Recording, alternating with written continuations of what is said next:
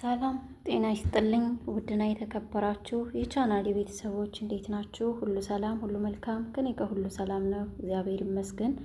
እናንተም ጋር ሰላም እንደምትሆኑ ተስፋ አደርጋለሁ።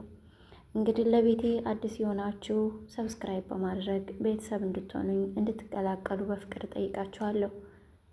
ቤተሰብ የሆናችሁ ደግሞ ቪዲዮውን ላይክ በማድረግ እንድትጀምሩልኝ አሁንም በፍቅር ጠይቃችኋለሁኝ። እንዲሁም ደግሞ ይህንን ቪዲዮ ይጠቅማል ካላችሁ ሼር አድርጉት። እሺ። እናም ዛሬ ይዤላችሁ የመጣሁት የድራማ ትረካ ድራማው አደራ ይሰኛል። ከርዕሱ ለመረዳት እንደምንሞክረው አደራ የተሰጠ ነገር አለ ማለት ነው። እነዚህ በምስሉ ላይ የምታያቸው ልጅና አጎት ናቸው። ይሄ ድራማ በእህትና ወንድም መካከል የተሰራ ሆኖ እህቱ ልጅ አላት። ያችን ልጅ ማሳደግ ስላልቻለች ለወንድሟ ሰጥታ ወደ አረብ ሀገር የሄደች እናትን የሚያወሳ ድራማ ነው ማለት ነው። እናም እንግዲህ በህፃንነቷ ነው ልጇን ጥላ ለወንድሟ አደራ ሰጥታ ወደ አረብ ሀገር የመጣችው። ይሄ ታሪክ የብዙዎቻችን ታሪክ ነው ብዬ አስባለሁኝ። ትንሽ ስሜታዊ ያደርጋል። ከራሴ ጋር ብዙ ተሟግቼ ነው አሁን ተረጋግቼ ለመስራት የበቃሁት ማለት ነው። ምክንያቱም ልጆች ጥለን ስንመጣ ምን ያህል ልባችን እንደተሰበረ የደረሰበት ብቻ ነው የሚያውቀውና እናም ይሄ ድራማ አብዛኛዎቻችንን የአረብ ሀገር ሴቶች ይመለከታል ብዬ አስባለሁ። ብዙ ነገር እንደምንማርበትም ተስፋ አደርጋለሁ። እናም እንግዲህ ልጇ የ3 ዓመት ልጅ ብትሆን ነው ለወንድሟ አደራ ሰጥታ ለ2 ዓመት ሂጄ ሰርቼ ልምጣ ልጄ አንቺ እየተራብሽ ማየት አልችልም። እናም ለ2 ዓመት ብቻ ሰርቼ ልምጣና ቆንጆና የተሻለ ህይወት ሰጥሻለሁ ልጄ ብላ ለወንድሟ ለበኃይሉ አደራ ብላ ሰጥታው ሄደች። ነገር ግን እናት የገጠማት ከባድ ነገር ነበርና በ2 ዓመት ቀርቶ በ4ም በ5ም ዓመት ልትመጣ አልቻለችም።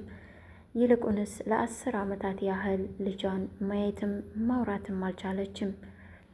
እናም እንግዲህ ይሄ በምስሉ ላይ የምታዩት የብሌን አጎት ማለት ነው። በጣም ያስፈራራ ነው። በዛ ላይ እናቷ ልትሄድ ስትል ልጅት እናቴ ትተሽኝ አትሂጂ እባክሽ አትሂጂብኝ እያለች ስትለምናት እሱ በይ እናትሽ ትሄድና ማደርግሽን አውቃለሁ፣ ይልቅስ እናትሽ እንድትሄድ ቶሎ ሸኛት ሂጂ ብለሽ አለበተቀር እገልሻለሁ እያለ ያስፈራራታል። ለእናቷ ይሄንን አልተናገረችም። እናት ደግሞ አደራ ሰጥታው ጨክና ሄደች። እናም እንግዲህ ይችን ልጅ እናቷ ከሄደች ጀምሮ እያሰቃየ ይዟት በመጨረሻም ከአቅሟ በላይ ሲሆን ከቤት ወጥታ ጎዳና በወደቀችበት ሰዓት አንዲት የተባረከች እናት አግኝታ ወደ ቤቷ አስጠጋቻት እና ማሳደገቻት እያስተማረቻትም ትገኛለች። ለ10 ዓመታት ያህል እንግዲህ አሳድጋት ትልቅ ሆና ይች ልጅ እናቷ ደግሞ ከ10 ዓመት በኋላ ወደ ሀገሯ ተመልሳለች። ወደ ሀገሯ ስትመለስ ግን ባለሀብት ሆና ነው የመጣችው። ግን እዚህ ጋር የምትናፍቃት የሳሳችላት ልጇን የናፈቀቻትን ማቀፍና መሳም አልቻለችም። ለአደራ ስላልበቃ ሰውየው ቤቱ መታ ስታርፍ ልጄ ስትለው አሁን አፋለሽ ወይ ልጄ ብለሽ ስትጠይቂ ጎዳና ላይ ጥለሻት ሂደሽ 10 ዓመት ሙሉ የት ነሽ ሳትያት አንድ ቀን ሳትደውይላት አሁን ልጄ ስትያት አታፍሪም ወይ ብሎ ጮኸባት። እሷም እኔ ጎዳና አልጠልኳትም፣ ለአንተ ነው አደራ የሰጠው፣ እባክን ልጄ እኔ ታደረስካት፣ እኔም ደግሞ ችግር ገጥሞኝ እንጂ በልጄ እንደማልጨክን ታውቃለህ አለችው። እሱም እና ችግር ውስጥ ከሆንሽ ይህን ያህል ብር ከየት አመጣሽ አላት። እሷም ለ10 ዓመት ያህል ከአሰሪዎች ጋር በተፈጠረ አለመግባባት የሞተ ሰው ነበርና ልጅ ገላለች ተብዬ እስር ቤት ተወርሬ ነው የኖርኩት። ከ10 ዓመት በኋላ ግን አሰሬ እውነቱን አውቃ ነበርና ቢዘገይም ቤቷ ስሄድ ይቅርታ ጠይቃ ለ10 ዓመት ያህል ሰርቼ ላገኘ የምችለውን ብር ሀብታም ስለነበረች ብሩን ሁሉንም ሰጠችኝ። እናም ለዛም ነው ሀብታም የሆንኩት አሁን አለችው። እና እባክህን ልጄን አገናኘኝ አለች አይደል? በህይወት ታመጣልኛለህ አይደል? የፈለግከውን አደርግልሃለሁ፣ አንተ ብቻ ልጄን አምጣልኝ አለችው። እሱም እንግዲህ የገንዘብ ነገር ሞቱ ነውና በደስታ ጮቤ ረግጦ የእውነት ትሰጭኛለሽ? የምፈልገውን ትሰጭኛለሽ አላት። እሷም አዎ እሰጥሃለሁ፣ ምንም ችግር የለም፣ አንተ ብቻ ልጅን አምጣልኝ አለችው። ከዛ በኋላ እሺ ብሎ ወደ ውጭ ወጣና ከደላላ ጋር ተደዋወለ። ትክክለኛ ልጇን ብሌንን ያለችበትን አድራሻዋን ያውቃል። እናም ትክክለኛ ልጇ ከመጣች ውርሱን በሙሉ የምትወርሰው እሷ እንጂ እኔ ምንም ተጠቃሚ አልሆንም። ስለዚህ ትክክለኛ ልጇን እንዳታገኝ ልጇን እንግደላትና ሌላ በእሷ ምትክ ልጅሽ ናት ብለን እንስጣት፣ ልጅቱን ደግሞ ለእኛ ተጠቅምናለች ተባባሉ። እናም የብሌንን አድሬስ ለልጁ ከሰጠ በኋላ በምትኩ የእሷ ልጅ ልትሆን የምትችል ሴት እንዳመጣለት፣ የሚያመጣትም ልጅ ወጣትና በጣም ጨካኝ፣ ለምንም ነገር እማትራራ፣ ለብር ስትል ሁሉም ማድረግ የምትችል አለው። እሱም አይገርምም፣ በዚሁ አጋጣሚ እንደ አጋጣሚ ሆኖ የምትፈልጋት ሴት እጅ ላይ ናት አለው። እናም ይችን ሴት አዋራት አገኛትም። እናም ውድ አድማጭ ተመልካቾቼ የብሌንንም ቤት አድራሻውን ተሰጠው ብሌንን እንዲገላት። ብሌን ደግሞ ከዛች ምስኪን እናቷ ጋር ቁጭ ብላ እያወራች ነበር ቤቷ። የሚያወሩትም ደግሞ ስለ ችግር ነበር። አከራያችን ይህንን ብር ዛሬውኑ ካልከፈላችሁኝ የቤት ኪራዩን ከዚህ በኋላ ቤቱን ለቃችሁ ውጡ ብሎናል አለቻት። እናቷም አንገቷን ደፋች። ልጄ ችግር የለውም እንግዲህ ለአመታት የለፋሁበት የድሃ ድሃ አስመስክራችሁ አምጦና የመስሪያ ቦታና ገንዘብ እንሰጣችኋል ብለውን የለ አስፈርም ያለው ሁሉንም የአንድ ሰው ብቻ ነው የቀረኝ። እናም እሱን አስፈርሜ ዛሬ ብሩን ይዤ እመጣለሁ፣ ዕዳችንንም እንከፍላለን፣ ለትምህርት ቤትሽም እከፍልልሻለሁ እንዳትታስቢ ልጄ ብላት፣ ይልቁንስ አንቺ ስኳሩንም ቡናውንም ከሱቅ አምጪ ሂጂ፣ እኔ ስመጣ ከፍላቸዋለሁ። እናም የደስታችን ቀን ስለሆነ ቡና ፈላልተሽ ጠብቂኝ ብላት እናቷ ያን ወረቀት ልታስፈርም ወጣች። ብሌንም እንግዲህ በደስታ ያንን ነገር ለማድረግ ቤቷን ከማጽዳት ጀመረች። ገና ፍራሹን ስታነጣጥፍ የሞት ድግስ የተደገሰላት ብሌን ከጀርባዋ ማን እንደመጣ እንኳ ሳታይ በር ኳሲት ስትሰማው ቀጥ ብላ በሩን ስትከፍት እንግዲህ በያዘው ልቧን ሊሰውራት ወይም ደግሞ መናገር እንዳትችል ሊያደርግ የሚችል መድኃኒት በሶፍት አፈናት። ከዛም ወደ አልጋው ላይ ወርሮ ተፈራገጠች። ለመጮህ ሞከረች፣ ነገር ግን አፍናት ስለነበረ ምንም ማድረግ አልቻለችም። እናም እንግዲህ ትንፋሽ አጥሯት ጸጥ ስትልለት ሞተች ብሎ ጥሏት ወጣና ለተላከበት መልእክት ደስታውን አበሰረ። አሰናብቻታለሁኝ ብሌን ሙታለች አለው። በጣም አሪፍ፣ ስለዚህ ቶሎ ልጅቱን አምጣልኝ አለው። እችኛዋን ልጅ ወሰደለት። እንግዲህ እችኛዋን ልጅ ሲወስድለት የፈለገበት ዓላማ እህቱን በመርዝ ገላ ሙሉ ሀብቱን በልጅ ስም እሷ ወርሳ፣ ከዛም ደግሞ ያን ውርስ አሁን ለሚያስገባት ልጅ 25%ቱን ለአንቺ 75%ቱን ለእኔ እንወስዳለን ብሎ አስማማት። ልጅትም እኔ የሰው ነፍስ ያህል አጥፍቼ ብዙውን ነገር እኔ አድርጌ አንተ 75%ቱን ልትወስድ ብላ በውስጧ እንተያያለን እያለች እሺ አብሽር ችግር የለውም አለችው። ከዛም እንግዲህ ቀጥ አድርጎ እችል እንግዳ ልጅሽ ናት ብሎ ወሰደላት። ወይዘሮ ሰላምም እንግዲህ በደስታ ጮቤ ረገጠች፣ አቅፋ ሳመቻት። ስማም ልጠግባት አልቻለችም። ነገር ግን ልጄ ፊትሽ ተቀየረብኝ፣ ግን ምን ሆነሽ ነው? በጣም ተጎሳቁልሻል፣ ፊትሽ የልጅነትሽ አይደለም፣ ተቀይረሽብኛል እያለች ስታወራት እንግዲህ በኃይሉ በመካከል ገብቶ በር ላይ ገትረሽ ልትይ ነው እንዴ? በቃ ግቢ እንግባ፣ ግቢ ብሎ ወደ ቤት አደነባበራት እናስገባት። ከዛም እንግዲህ ወዳውኑ ልጄኔ ክፍልሽን ላሳይሽ፣ ይኸው ያንቺ ኮምፒውተር፣ ይኸው ያንቺ ስልክ፣ ይኸው ያንቺ ቁምሳጥን፣ ይኸውና አልጋና ፍራሽሽ እያለች እንግዲህ ያላትን ለልጇ የፍቅር መግለጫ ሀብቶቿን መናገር ጀመረች። እንግዲህ ይቺ ልጅትም ተብዬ የመጣችው ውስጧ በደስታ ጮቤ እየረገጠ ነበር። አቶ በኃይሉም እንግዲህ ሳሎን ላይ ቁጭ እንዳሉ አቶ ወይዘሪ ሰላምም እንግዲህ ልጇን በደስታ እያቀፈቻትም እያወራቻትም ሳለ በዚህ መካከል የብሌን አሳዳጊዋ ደግሞ ያን ወረቀት ልታስፈርም ሄዳ ነበር። ሰውየው ማን ቢሆን ጥሩ ነው? ይሄ የብሌን አጎት ነው። እናም ያን ወረቀት አልፈርምልሽም አላት። ምክንያቱም ብሌን ሙታለች ስለተባለ ደስ ብሎት አዲሲቱን ልጅ ወደ እህቱ ቤት ሊወስድ ስለፈለገ ልቡ በትዕቢት ተሞልቶ ነበርና እባክሽ አሁን ሂጂ፣ ሌላ ጊዜ ነው ያላት። እሷም እባክህን አንዴ ፈርምልኝ፣ ለ17ኛ ጊዜ ነው እዚህ ቢሮ የተመላለስኩት፣ ሁሉም ሰው ፈርሞልኛል፣ ያንተ ብቻ እኮ ነው የቀረው አለችው። ወረቀቱን ተቀብሎ ስራዬ እንዴት እንደምሰራ ልነግሪ ነው ብሎ ቀዳዶ ወረቀቱን ፊቷ ላይ ወረወረው።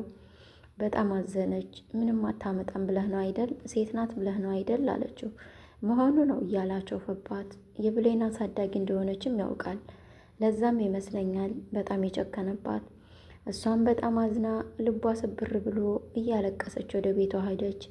ብሌንም እንግዲህ ሰውየው ገደልኳት ብሎ ቢሄድም ብሌንም እንግዲህ ፈጣሪ አልጨከነባትም እና ተርፋለች። ከዛም የድንጋጤዋን ተነስታ እያሳሳለች ወደ ሱቅ ሄዳ የታዘዘችውን አድርጋ ቡናዋን አፈላልታ እናቷን ጠበቀች። እናቷ ስትመጣ በሀዘን ተውጣ አየቻት። ምን ሆነሻል እናቴ? ለምንድን ነው የምታለቅሽው? አለች። ደህና ነኝ አለች። ብሌን ግን ተረድታታለች ችግሯን። እማዬ ሄድሽበት አልተሳካም አለቻት። አዎ ብላ ያለውን አስረዳቻት። በጣም አዝናለች። ከዛም እንግዲህ ብሌን ሌላ አማራጭ ስለሌላት ወደ ደላሎች ቤት ሂዳ የቤት ሰራተኝነት ለመቀጠር ወስናለች። ለእናቷ ግን አላማከረችም። እናም እንግዲህ በዚሁ አጋጣሚ ደላሎቹ ደግሞ ለወይዘሮ ሰላም ሰራተኛ ይፈልጉ ስለነበር ብሌንን አገናኟትና ወደዛ ቤት እንድትሄድ አደረጉ። እናም እናትና ልጅ ምኝታ ክፍላቸው ገብተው እያወሩ ሳለ አቶ በኃይሉ ሳሎን ቁጭ ብሎ በሩ ተቆረቆረ። በድንገት ሲከፍት ብሌን መጣች። ደነገጠ። ሞታለች ተብሏል። እንዴት በዚህ ፍጥነት መጣች? እንዴት ነው ያልሞተችው? እያለ በጣም ተደነባብሮ ሳለ ሰላም ከቤት ወጣች። አየቻት። ወይዘሮ ሰላም ማለት አንቺ ነሽ? ብሌን እባላለሁ። ደላላው ወደ አንቺ ቤት ልኮኝ ነበር፣ ሰራተኛ እንደምትፈልጉ ነግሮኝ ነበር አለቻት። እሷም አዎ ነይ ግቢ፣ ነይ እሺ ክፍልሽን ላሳይሽ ብሏ ወደ ክፍሏ ልትወስዳት ስትል እኔን ታውቂኛለሽ አለ ተቀዳድሞ። ያው መቼም ፈሳ ያለበት ዝላይ አይችልም ይባል የለ። እሷም አይ አለች። በቃ ተመሳስለሽብኝ ነው ይቅርታ አላት። እሷም እንግዲህ አሰሪዋን ተከትላ እናቷን ማለት ነው ወደ ክፍሏ ገባች። ክፍሏን አሳየቻት። በዛ መካከል እንግዲህ አቶ በኃይሉ እህት ልጅ ነኝ ብላ ያመጣትን ሴትዮ አቁሞ እች ልጅ የእውነተኛ ልጇ ናት፣ እንዴት እንደው ባላውቅም መታለች፣ እባክሽ በአንድ እንዲቆዩ እንዳታደርጊያቸው፣ በአንድ በቆዩ ሰዓት የእውነት እናትና ላይ መሆናቸውን ያውቁብናል። እናም ያዘዝኩሽን መርዝ በፍጥነት አድርገሽ ወይዘሮ ሰላምን ከዚህ አስወግጃት። እናም ይችን ሰራተኛ ደግሞ መፈናፈኛ ሳጫት፣ አለበተቀረ ሁሉም ነገር ለብሌን ነው የሚሆነው። አንቺን ደግሞ መቼም ይቅርታ አላደርግልሽም ብሎ ሲያስፈራራት ተከራያቸው በጎን ነበርና የወይዘሮ ሰላም እየሰማ ነበር። ምን እያሴሩባት ነው በወይዘሮ ሰላም ላይ? እደርስበታለሁ፣ ብሌንስ ማነች እያለ ነበር። እናም እንግዲህ እንደዚህ ብሎ በኃይሉ ወጥቶ ሄደ። ልጅ ተብላ የመጣችውም የታዘዘችውን ለማድረግ ደፋ ቀና አለች። ወዲያውኑ እማዬ ምግብ ሰርቼ ላብላሽ ተይው ብትላትም በጭራሻ ላይ የታዘዘችውን መፈጸም ስላለባት ምግብ ሰርታ ልታቀርብ ስትል ብሌን ወደ ኩሽና ስትገባ መርዝ ስትቀላቀልበት አየች። ብሌንም ደነገጠች። እንዴት ልጅ እናቷን እንዴት ትገላለች? እውነት ይች ልጇ ናት እያለች ሳለ ምግቡ ደርሶ አቀረበችው። ለእናቷ ልታበላ ስትል ጉረሽ ብላ እናትም ለልጇ ልታጎርስ ስትል አይ እኔ አልጎርስም እየተባባሉ ብሌን ደግሞ ይህን ነገር መከላከል አለብኝ፣ ይህን መርዝ እንድትበላው ማድረግ የለብኝም ብላ ውሃ ይዛ ሂዳ ውሃውን እትዬ ውሃ ልቅዳለሽ ብላ ውሃ የምትቀዳ መስላ ምግቡ ላይ ደፋችበት። እናም ልጅ ተብዬዋ እንግዲህ ተነስታ በጥፊ ያቀለጠቻት። ደነገጠች ብሌንም። እናትም ተይ ልጅ እንደዚህ አታድርጊ፣ አውቅ አይደለም ገረድ ብላ ደግሞ ስትርባት እኔ እናትሽ ከሀገር ወጥቼ የሰራሁት ይሄንን ነው፣ በስራዋ ልታከብሪያት እንጂ ልንቅያት አይገባም፣ እንደዚህ አታድርጊ ልጅ ብላ መከረቻት። እሺ እናቴ በጣም ይቅርታ ተናድጄ እኮ ነው አለቻት። ብሌንም እንግዲህ ያንን ነገር በመመታቷ ቀር አላላትም። መርዙን እንዳትበላ ማድረግ ስለቻለች ደስ ብሏታል። ከዛም እጇ ላይ የጠቀለለቻት ምግብ ስለነበር እማዬ እጅ ላይ ያለችው ምግብ አለች አይደል ብያት፣ እሷን ቁረሻት አለቻት። እሺ ልጄ ብላ ያችን ልትጎርሳ ስትል እትዬ ጉርሻ ወዳለሁ እኔን ያጉርሱኝ አለቻት። ድንግጥ ብላ እንግዲህ አሰሪዋን ያንን ጉርሻ ለብሌን አጎረሰቻት። ብሌንም ቶሎ ወደ ውጭ ወጥታ ምግቡን አወጣችሁ ካፏ፣ ግን ትን ብሏት ነበርና እያሳለች ከቧንቧ ውሃ እየታጠበች ሳለ ተከራያቸው ሰማት። ምን ሆነሽ ነው የኔ እህት አሞሻ እንዴ ብሎ ውሃ ላምጣልሽ ብሎ ውሃ መጣላት። አዲስ ነሽ አላት። እሷም ብሌን እባላለሁ የወይዘሮ ሰላም አዲሷ ሰራተኛ ነኝ አለችው። ብሌን ስትለው እንግዲህ አቶ በኃይሉ ሲያወራ የሰማው ቃል ላይ ያውቃል ብሌን የሚባል ስም። እናም ደነገጠ። እንዴት ነው ይሄ ነገር? አንዲት ሰራተኛ ይህን ሙሉ ሀብት እንዴት ነው ልትወርስ የምችለው? የሆነ ሚስጥርም አለ እደርስበታለሁ እያለ ብቻውን ሲያወራ ሰላም አይደለህም አለችው። አያይ እዚህ ነው ሰላም ነው፣ በይ እንገናኛለን፣ አንድ ግቢ አይደለን እንገናኛለን ካሁን በኋላ ብሏት ወደ ክፍል ገባ።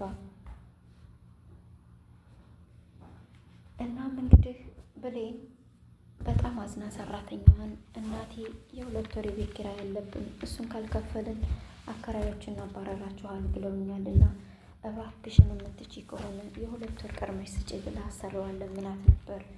አሰሪዋም አንቺ እዚህ መቆየትሽን አለመቆየትሽን ሳላውቅ ስራሽን ሳላይ እንዴት ነው የምሰጥሽ ብላት እባክሽን ብላ ስትለምናት እምቢ ማለት ደግሞ አልችልም ብላ ሰታት ነበረ ብሩን። ከዛም እትዬ አንዴ ይሄን ብር ለእናቴ አድርሼ ልምጣ ብላ ከቤት ስትወጣላት እንግዲህ ልጅ ተሆና የመጣችውም ያችን አጋጣሚ ተጠቅማ ምግቡን እንዳልበላሽ ስታውቅ በቃ እማዬ ሻይ ላፍላልሻ፣ ቆንጆ ሻይ ላፍላልሽ ብላ ሻይ ልታፈላላት ገባች። ብሌንም ለእናቷ ብሩን አድርሳ እናቷን የህፃናት አስተማሪ እንደሆነች እናም ማሰሪዋ ችግር ውስጥ ስለሆነ ለ2 ወር ትታት እንደማትመጣ ነግራት እናቷን አሳምና ተመለሰች። ልጅትም ሻዩን አፍልታ ቶሎ ብላ ወደ ሳሎን ይዛ ከመጣች በኋላ ለእናቷ እንዳቀረበች ብሌን መጣች። እናትም ስኳር አድርገሽበታል ስትላል ልጇን ወይ እማዬ ረስቼው በቃ ላምጣ ስኳር ብላ ስኳር ልታመጣ እንደሄደች ነበር ብሌን የገባችው። ትዝ አላት እዚህ ሻይ ላይም እኮ መርዙን ጨምራበት ይሆናል አለች። ምንድን ነው ይሄ አለቻት። እንዴ ብሌን እያየሽው ሻይ ነዋ ከፈለግሽ ጠጪ አንቺም አለቻት ወይዘሮ ሰላም። ብሌንም ሌላ እንደ ሀሳብ አመጣች። ጣውላውን ማጽዳት አለብኝ ብላ ጠረጴዛውን እኮ አላጸዳሁትም ብላ ለማጽዳት ሞከረችና በዛውም ሻያቸውን ቦታውን አቀያየረችው። እንግዲህ ልጅትም እናቷ ሻይ ላይ የጨመረችውን ወደ ልጅቱ አቀያይራው የለ ብሌን ያንን ሻይ ስኳሩን አምጥታ ለእናቷ ጨምራ ሰጠቻት። እሷም ጠጣች። እናትም ቆንጆ ሻይ ነው ልጄ አለቻት። ልጅም አይደል እያለች በማቾፍ ላይ ሳለይ ግጥም አድርጋ የጠጣችው መርዙን እሷ እንደሆነች አላወቀችም ነበር። እናም በሰከንዳት ውስጥ መርዙ እየሰራ ታመመች። በጣም ታመምኩ፣ በጣም አሞኛል፣ ድረሽልኝ፣ እባክሽ አድኝኝ እያለች ስትለፈልፍ ቆይታ ሆስፒታል እያለች እናትም ስትል መጨረሻ አስታወሰች ሐኪሙ ያላትን ይህም መርዝ የጠጣ ሰው ትንሽዬ ወተት ካገኘ ሊተርፍ ይችላል፣ አለበተቀረ ግን ይሞታል ብሏት ስለነበር ሐኪም ቤት መድረስ አልችልም እባክሽ ወተት ስትላት ወተት ሰጧትና በወተቱ ዳነች። ከዛ በኋላም ብሌንን እናትና ልጅ አልሰዳችሁ አያይዤ ወደ መቃብር ባልካችሁ ለእኔ ቀይረሽ ነው አይደል እያለች እንግዲህ በጣም አዝናባት ነበር።